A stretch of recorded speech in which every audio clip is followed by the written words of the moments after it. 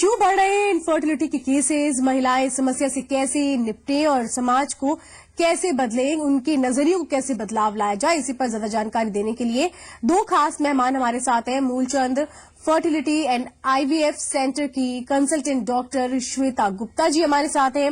साथ ही वाराणसी से हमारे साथ साइकोलॉजिस्ट डॉक्टर संजय गुप्ता भी होंगे। बहरहाल बहुत बहुत स्वागत है आपका डॉक्टर श्वेता। तो चलिए शुरुआत करते हैं, लेकिन फैक्टर्स क्या है ये भी जानते हैं। बदलता लाइफस्टाइल इनफर्टिलिटी का एक सबसे बड़ा फैक्टर माना जाता है। आंकड़ों की माने तो आज 31 से 40 साल की उम्र के लिए करीब 46% दंपति इनफर्टिलिटी से जूझ रहे हैं। तो क्यों हो जाती है इनफर्टिलिटी और कैसे किया जा सकता है इसका इलाज, पहले रिपोर्ट के जरिए यही जानते हैं।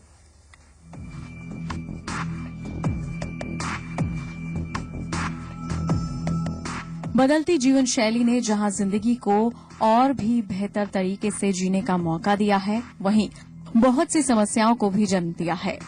इनफर्टिलिटी यानी बांझपन एक ऐसी समस्या है जिससे आज देश की लगभग 15% महिलाएं जूझ रही हैं।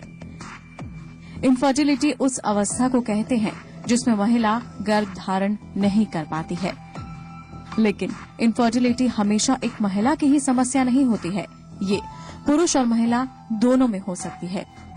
आंकड़ों की माने तो लगभग 1/3 मामले महिलाओं की समस्याओं के कारण होते हैं। अन्य 1/3 इनफर्टिलिटी मामले पुरुषों के कारण होते हैं। बाकी मामले पुरुष और महिला दोनों की समस्याओं के कारण या फिर किसी अज्ञात समस्या की वजह से होते हैं। बात करें महिलाओं की तो उनमें इनफर्टिलिटी की कई वजह देखने को मिलती हैं। महिलाओं में इनफर्टिलिटी के कारण सही उम्र में गर्भ धारण न करना यानी बच्चा देर से प्लान करना या फिर देर से शादी करना इनफर्टिलिटी का कारण बन सकता है। कुछ महिलाएं लंबे समय तक किसी बीमारी का शिकार हो जाने या फिर किसी अंदरूनी चोट के कारण इनफर्टाइल हो जाती हैं। हार्मोन्स के बीच असंतुलन या कुपोषण इनफर्टिलिटी का एक बड़ा कारण है। पहले गर्भपात हो चुका हो या फिर गर्भ धारण करने की क्षमता न हो। पहले बच्चा ऑपरेशन से होने के कारण कई बार महिलाएं दोबारा गर्भ धारण नहीं कर पाती। धूम्रपान या अल्कोहल का सेवन भी इनफर्टिलिटी का कारण बनते हैं। महिलाओं में यह समस्या आनुवांशिक भी होती है। भारत में इनफर्टिलिटी के कारण कई महिलाओं को घरेलू हिंसा से जूझना पड़ता है। बच्चा न पैदा कर पाने के कारण एक महिला को सामाजिक और मानसिक तौर पर कई परेशानियां झेलनी पड़ती हैं। लेकिन यहाँ ये समझने की जरूरत है कि इनफर्टिलिटी के लिए स्त्री और पुरुष दोनों जिम्मेदार हो सकते हैं, कोई एक नहीं। और परेशानी की जड़ तक जाने के बाद इस समस्या का हल भी निकाला जा सकता है। निसंतान दंपतियों के लिए उम्मीद। आईवीएफ तकनीक से गर्भधारण किया जा सकता है। आईवीएफ तकनीक की सफलता दर 50 से 60% तक है। एक अध्ययन के मुताबिक 35 से कम उम्र की महिलाओं में आईवीएफ की सफलता दर ज्यादा होती है। इस उम्र की हर 2 में से एक महिला आईवीएफ के माध्यम से गर्भ धारण करने में सफल होती है। सरोगेसी से भी गर्भ धारण किया जा सकता है। आईवीएफ, सरोगेसी जैसी आधुनिक सुविधाओं से संतानहीनता से मुक्ति पाई जा सकती है। साफ है कि अब इनफर्टिलिटी से जूझ रही महिलाओं के लिए उम्मीद की 2 किरणें मौजूद हैं, जो निसंतान दंपतियों को माता पिता बना रही हैं और उनके जीवन में खुशियां भर रही हैं।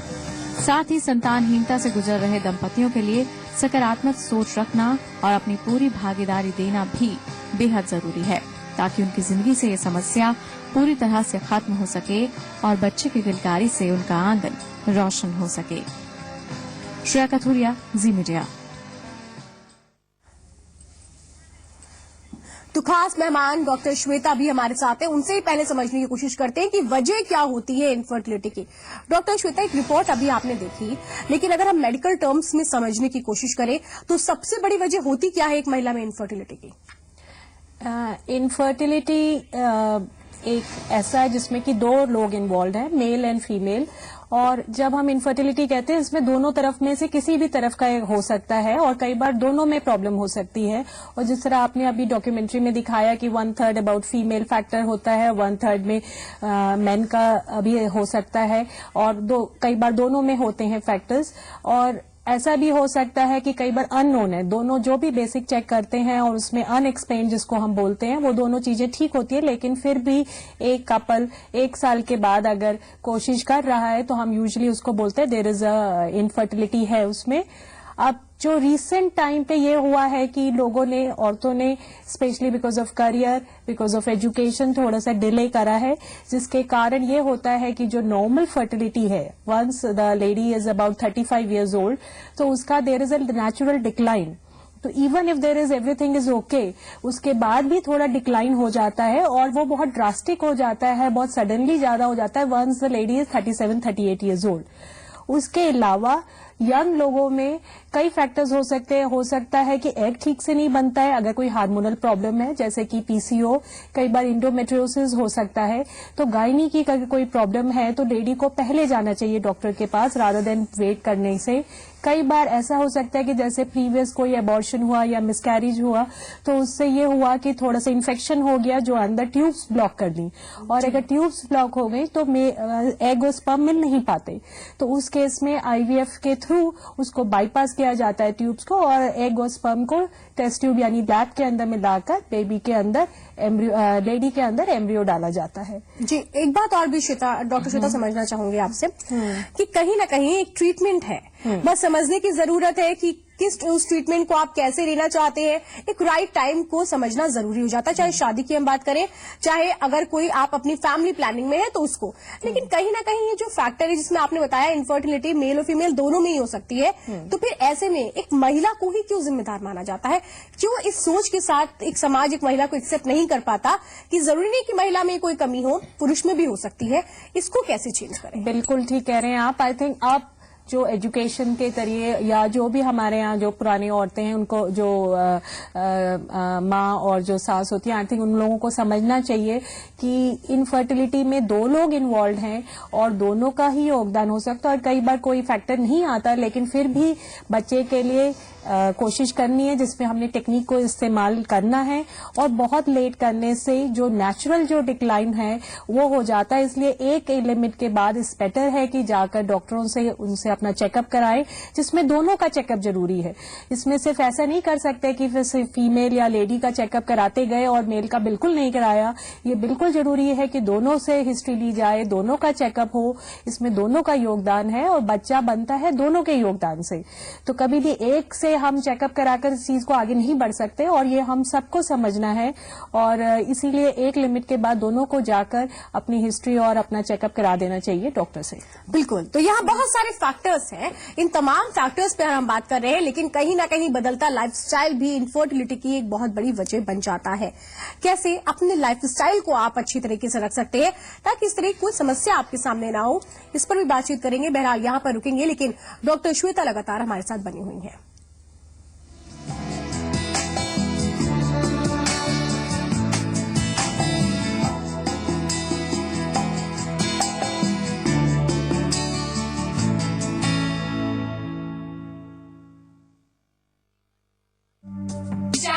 ये महत्वपूर्ण हॉल्ट पॉइंट है। वो बात अलग है कि यहाँ पर रेलवे स्टेशन नहीं है।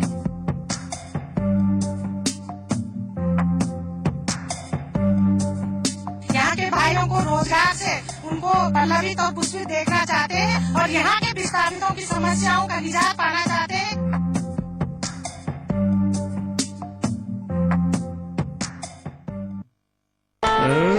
भाभी क्या जच रही है? जनाब, क्या ये निकाह आपको कबूल है? कबूल नहीं है? मैंने पूछा क्या ये निकाह आपको कबूल है? अरे क्या कर रहा है? कबूल है, कबूल है, कबूल है।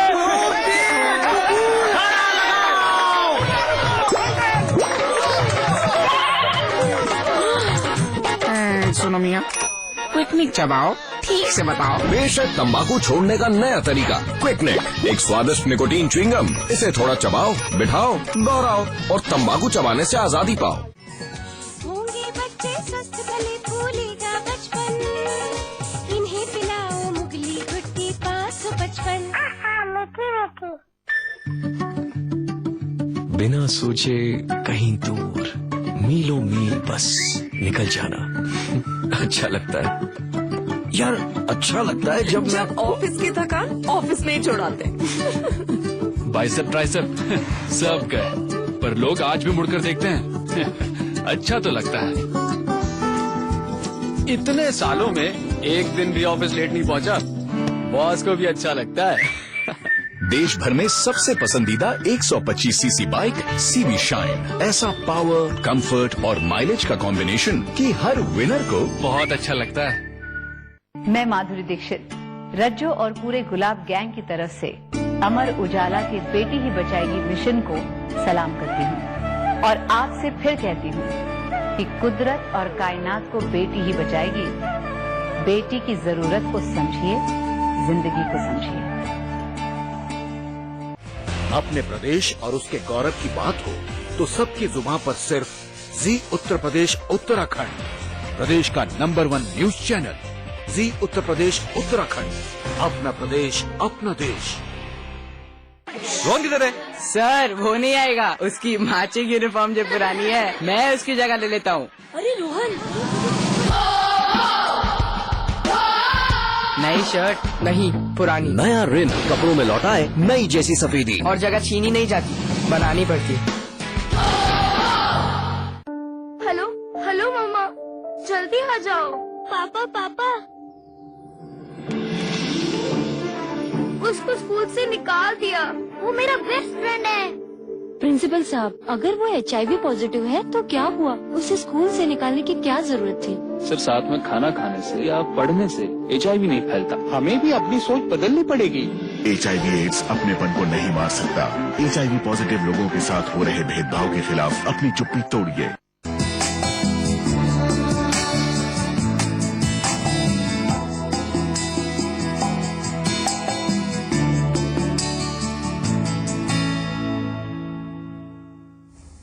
तो हर महिला चाहती है कि उसके घर आंगन में किलकारियां गूंजे, लेकिन कई बार ऐसा हो नहीं पाता है। उसके पीछे बहुत सारी वजह भी है और इनफर्टिलिटी भी उसकी एक बहुत बड़ी वजह है। हालांकि ट्रीटमेंट जरूर है, लेकिन क्यों ये वजह हो पाती है, इसी को समझने की आज हम कोशिश कर रहे हैं। डॉक्टर श्वेता हमारे साथ है लगातार।